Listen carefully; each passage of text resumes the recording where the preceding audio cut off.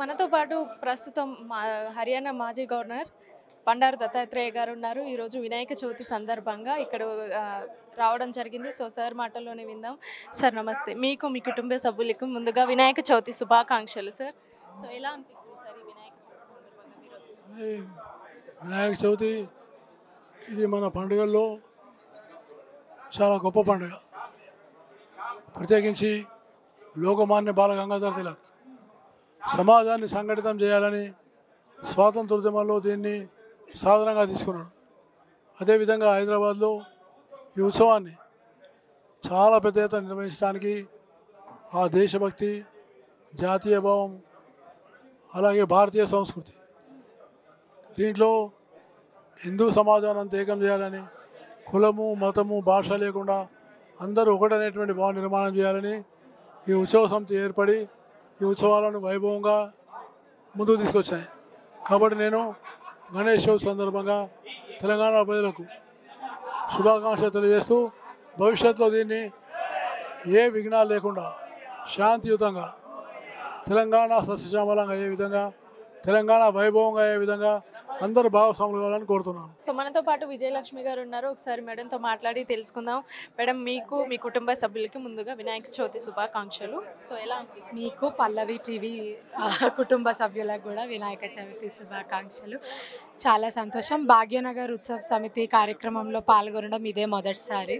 ప్రతిసారి టీవీలలో మా నాన్న పాల్గొంటూ చూసింది. ఇట్లాంటి ఒక సంస్థ పుట్టడము, సంస్థ పెరగడము మన సంస్కృతికి కానీ భారతదేశానికి కానీ చాలా అవసరం. ఇట్లాంటివి ఇంకా చాలా రావాలి. మన సంస్కృతిలోనే మన ఐక్యత ఉంటుంది. ఆ ఐక్యతను చాటి చెప్పడానికి చాలామంది ముందుకు రావాలి. ఇట్లాంటి సంస్థలను ఇంకా ప్రోత్సహించాలని మనసారా కోరుకుంటున్నాం. సో మా పల్లవి టీవీ చూసే జనాలకి ఏం చెప్తారు మేడం? అంటే చాలామంది పిఓపి విగ్రహాలను పెట్టి పొల్యూట్ చేస్తున్నారు అని చెప్తున్నారు. సో ఈ సందర్భంగా ఏం చెప్తారు? అంటే మన సంస్కృతి సాంప్రదాయాలతో పాటు మనం పర్యావరణం మీద కూడా మనకి అవగాహన ఉండాల్సిన అవసరం ఉంది. కాబట్టి మట్టి విగ్రహాలని చేసుకోవడం, మట్టి గణపతిని అంటే పార్వతీదేవి మట్టితోని పసుపుతోనే గణపతిని చేస్తారు. అదేవిధంగా ఇంట్లో ఉన్న మహిళలు కూడా మట్టిని వాడే విగ్రహాలు చేసి దాన్ని శుభ్రంగా పూజ చేసుకొని మనలో కూడా ఆ శుభ్రత భావం అన్నది, ఆ పవిత్ర భావం అన్నది వస్తుందని నేను నమ్ముతా. కాబట్టి ఎన్వైరన్మెంట్కి సంబంధించి కూడా దాన్ని ఆలోచించి మట్టి గణపతులు పెట్టుకోవడం శ్రేష్టమని అనుకుంటాం. సో ఫస్ట్ టైం మీరు వినాయక చవితికి అటెండ్ అవ్వడం జరిగింది. ఎలా ఉంది మేడం? How you feel? చాలా సంతోషంగా ఉంది. అంటే ఈ సంస్థ గురించి నాన్న చాలాసార్లు చెప్పడమే కానీ నేను ఇట్లా చూడడం చాలా తక్కువ. చాలామంది మహిళలు ముందుకొచ్చి ఆరతులు చేయడం కానివ్వండి, చాలా యువతకు సంబంధించిన కార్యక్రమాలు కానివ్వండి, ఇట్లా అందరూ కలిసి ఒక దగ్గర ఉండడం. మీరు చూస్తున్నారు ఆఫీస్ ఎంత సింపుల్గా ఉన్నదో, ఏ ఐటీ ఆఫీస్ లాగానో కాదు. కానీ ఇక్కడ ఉన్న మనుషులు ఎంత పవర్ఫుల్, ఎంత ఇంపాక్ట్ చేస్తారన్న విషయం మీరు ఆలోచించాలి. చాలా అనేక సంస్థల నుంచి మనుషులు రావడం, ప్రభుత్వాల నుంచి మనుషులు రావడం, ఎక్స్ ఎంపీలు రావడం, కంటెస్ట్ చేసిన ఎంపీలు రావడం, మాజీ గవర్నర్లు రావడం, ఇట్లా ఇంతమంది వచ్చినా కూడా సంస్థ ఇంపార్టెన్స్ సంస్థకే ఉంటుంది. అట్లాంటి ఒక భావన అందరిలో కలగాలి. ఆ స్ఫూర్తి అందరిలో నిండాలని మనస్ఫూర్తిగా కోరుకుంటున్నాను. సో ఈరోజు భాగ్యనగర్ గణేష్ ఉత్సవ సమితి సెక్రటరీ శశిధర్ గారు మనతో ఉన్నారు. ఒకసారి సార్ మాటల్లోనే విందాం. ఈరోజు చాలా ఘనంగా అయితే ఇక్కడ స్వామివారి పూజలు నిర్వహించడం జరిగింది. సార్ చెప్పండి, ఎలా అనిపిస్తుంది? భాగ్యనగరం లోపల 46వ సామూహిక గణేష ఉత్సవాలు ఈరోజు ప్రారంభమైనాయి వినాయకుని పూజతోటి. 1980 లోపల ఇదే ప్రాంతం నుంచి, ఇదే భవనం నుంచి సామూహికమైనటువంటి గణేష నిమజ్జనోత్సవానికి అంకురార్పణ జరిగింది. గడిచిన 45 సంవత్సరాలుగా భాగ్యనగరం లోపల గణేష్ ఉత్సవాల ద్వారా సామాజిక సమరసతను సాధించడము, సమాజం లోపల కుల వర్గ భాష రాజకీయ విభేదాలకు అతీతంగా హిందూ సమాజాన్ని ఏకం చేసి స్వదేశం స్వధర్మం ససంస్కృతి పరిరక్షణ అనేటువంటి ఒక మహాయజ్ఞాన్ని ఈ యొక్క బెహతీ భవన్ భాగ్యనగర్ గణేష్ ఉత్సవ సమితి కార్యాలయ కేంద్రంగా నడుస్తూ ఉంది.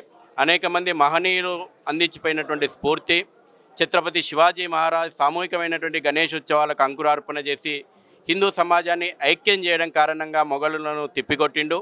అదే స్ఫూర్తిని లోకమాన్య బాలగంగాధర్ తిలక్ మహనీయుడు గణపతి మండపాల కేంద్రంగా స్వాతంత్ర సమరయోధులను తయారు చేసి దేశమాత స్వాతంత్రాన్ని సముపార్జించడం లోపల ప్రముఖమైనటువంటి పాత్ర వహించిన ఈ గణపతి ఉత్సవాలు భాగ్యనగరం లోపల రజాకార్ భావజాలాన్ని తుదముట్టించడానికి, ఈ యొక్క హిందువులపైన జరుగుతున్నటువంటి దాడులు, ఈ దేశం మీద జరుగుతున్నటువంటి దాడులు, ఈ సంస్కృతి మీద జరుగుతున్నటువంటి దాడులను నిరోధించాలి, అరికట్టాలనేటువంటి భావజాలంతో ఆలోచనతోటి భాగ్యనగర్ గణేష్ ఉత్సవ సమితి ప్రారంభమైంది. నాడు 1500 గణపతి మండపాలతోటి ప్రారంభమైనటువంటి ఉత్సవాలు నేడు 1,40,000 గణపతి మండపాల ప్రతిష్ట జరుగుతూ ఉంది.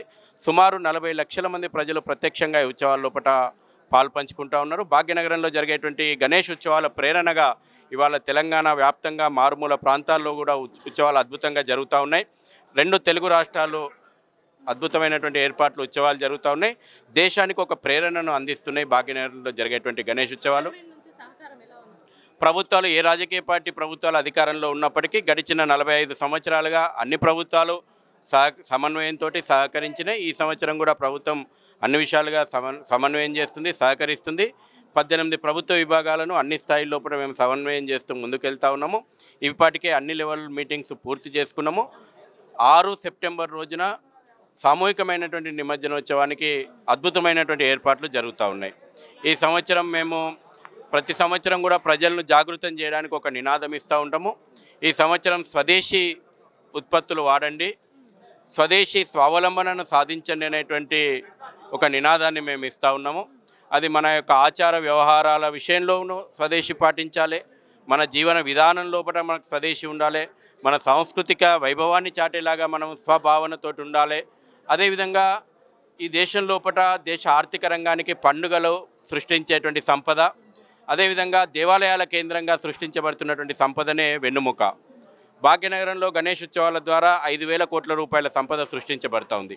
దేశవ్యాప్తంగా దీన్ని ఒక లెక్క తీస్తే 1,00,000 కోట్లు ఇవాళ గణపతి ఉత్సవాల ద్వారా సంపద సృష్టించబడుతుంది.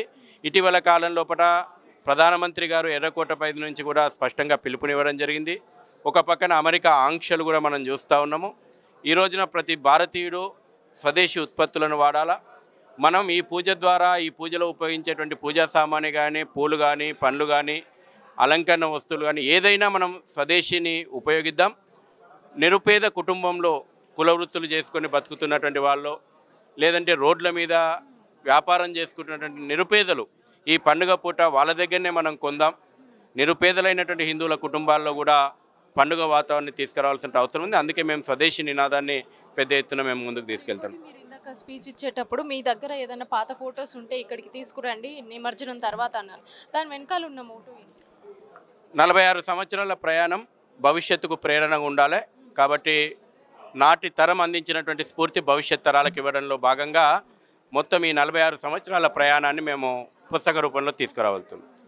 సో ఇంకోటి సార్, ఇప్పుడు ఆ మట్టి వినాయకులను ప్రోత్సహించండి అనేసి ఒక నినాదం ఉంది. సో చాలా వరకు మట్టి వినాయకులను ఎక్కడ కూడా కనిపించడం లేదు. సో దాని గురించి ఏమంటారు?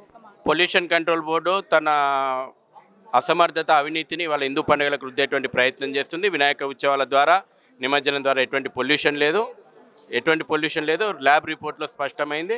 కాబట్టి భక్తుడు అందమైనటువంటి రూపాన్ని పూజించుకుంటాడు. మీ పల్లవి టీవీ ప్రేక్షకుల ద్వారా అందరికీ శుభాకాంక్షలు. మరింత అభివృద్ధిని జీవితం లోపల అన్ని రంగాల లోపల సాధించాలి. అన్ని విఘ్నాలను దూరం చేసుకొని మీ కుటుంబము, వ్యక్తిగతమైనటువంటి అభివృద్ధి, కుటుంబపరమైనటువంటి అభివృద్ధి మీరు సాధించగలిగితే ఆ అభివృద్ధి దేశ అభివృద్ధిలో భాగమవుతుంది. అందరికీ శుభాకాంక్షలు.